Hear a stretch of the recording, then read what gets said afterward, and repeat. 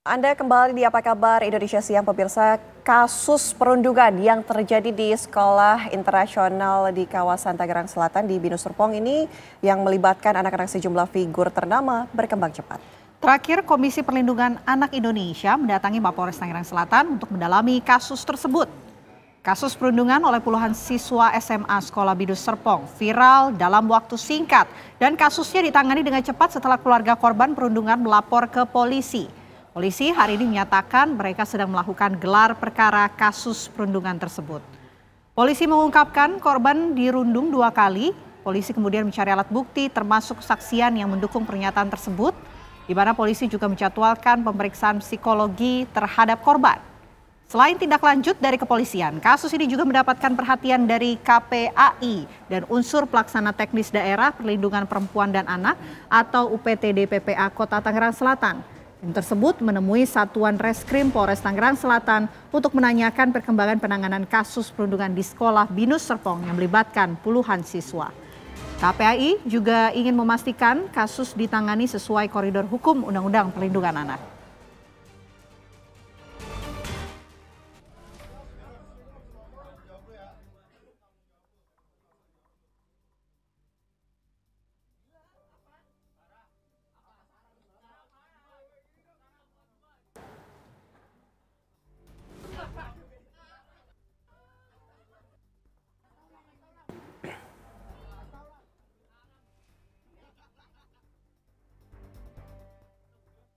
Pemirsa, KPAI kemarin telah mendatangi Mapolres Tangerang Selatan untuk mendalami kasus perundungan di sekolah Binus Serpong. Dan saat ini kita sudah terhubung secara virtual dengan Komisioner KPAI, Ibu Diah Puspitasari. Selamat siang, Ibu Diah. Selamat siang, Mbak. Bu Diah, kemarin betul ya Bu sudah datang ke Mapolres. Apa hasil yang didapatkan, Bu? Ya, yang pertama kami memastikan proses hukum dan juga proses kasus ini berjalan dengan lancar karena ada anak berhadapan dengan hukum, kemudian juga anak korban kekerasan fisik. Nah, kami memastikan Undang-Undang Perlindungan Anak dan juga sistem peradilan pidana anak itu dipakai dan juga ditegakkan. Nah, kemudian kami juga berkoordinasi langsung selain dengan aparat penegak hukum juga dengan dinas terkait yang memang anak-anak harus mendapatkan pendampingan psikologis, kemudian juga perlindungan hukum. Nah, kami sudah berkoordinasi dengan UPTD PPA Tangerang Selatan, kemudian juga hari ini kami berkoordinasi juga dengan pihak sekolah agar proses berjalan lancar dan pemenuhan hak anak dalam dunia pendidikan juga tetap didapatkan. Oke, Bu Diah mungkin bisa dijabarkan lebih detail lagi. Kasus ini kan akan diselesaikan sesuai dengan Undang-Undang Perlindungan Anak begitu. Baik untuk nanti yang nanti akan dijadikan tersangka dan juga korban ini merupakan anak-anak. Nanti penanganannya akan seperti apa Bu selain diberikan pendampingan hukum bagi anak-anak tersebut? Ya, jadi kalau dalam Undang-Undang Perlindungan Anak di pasal 59A itu disebutkan yang pertama prosesnya harus tepat, Mbak, karena melibatkan anak sebagai korban dan juga anak sebagai berhadapan dengan hukum ya.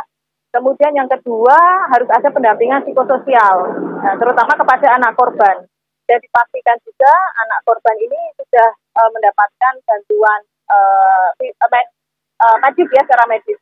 Kemudian yang ketiga adalah adanya bantuan sosial. Ya, nanti akan ada pendampingan dari Peksos ya, pekerja sosial untuk anak berkonflik dengan hukum ya, karena memang masih anak dan juga tetap harus mendapatkan rehabilitasi dan pendampingan.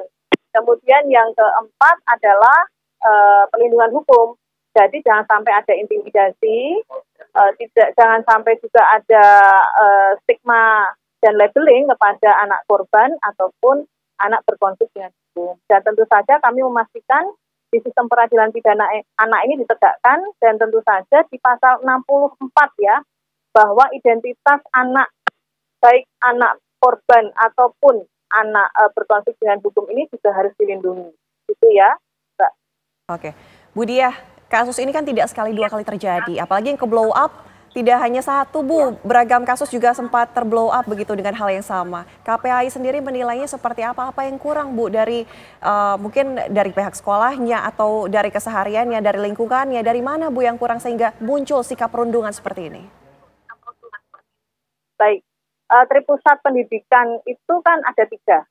Yang pertama keluarga, ya, yang kedua pendidikan, lembaga pendidikan atau sekolah, dan yang ketiga adalah masyarakat. Nah, ketiga Tripusat pendidikan ini memang seharusnya memiliki controlling ya atau pengawasan yang tidak didapatkan di tempat yang lain. Contohnya kalau di keluarga ini juga bagaimana orang tua mengontrol bergaul dengan siapa, sampai jam berapa, dan lain sebagainya. Kemudian kalau di sekolah ya kita memastikan ada Satgas CPPK sesuai dengan Permendikbud 46 tahun 2023 ini sudah terbentuk atau belum begitu ya. Dan kalau sudah, ini pengawasannya bagaimana, pelaksanaannya bagaimana. Kemudian yang ketiga adalah masyarakat. Masyarakat harus bisa memberikan masukan ataupun juga mengingatkan kalau ada kerentanan. Misalnya ada kumpul-kumpul yang tidak wajar, kemudian juga di luar jam sampai malam atau bagaimana. Itu kan kemungkinan tidak ada informasi. Dan tentu saja terakhir media sosial.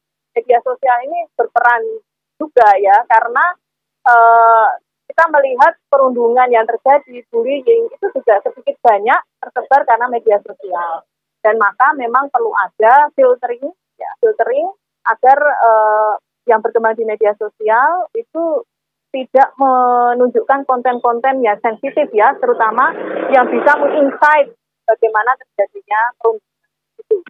Oke, yang menjadi sorotan juga kan Bu, kasus perundungan ini kan terjadi di lingkungan sekolah internasional, sekolah ternama begitu. Ada kekhawatiran tidak hanya di sekolah internasional, tapi sekolah-sekolah lain yang mungkin juga bisa terjadi serupa. Peran kontrol seperti apa yang harus dilakukan oleh pihak sekolah dalam hal ini? Karena memang kalau kita lihat kasus ini terjadi di luar jam sekolah, di luar lingkungan sekolah. Apa yang bisa dilakukan oleh pihak sekolah untuk menghindari hal ini ke depannya?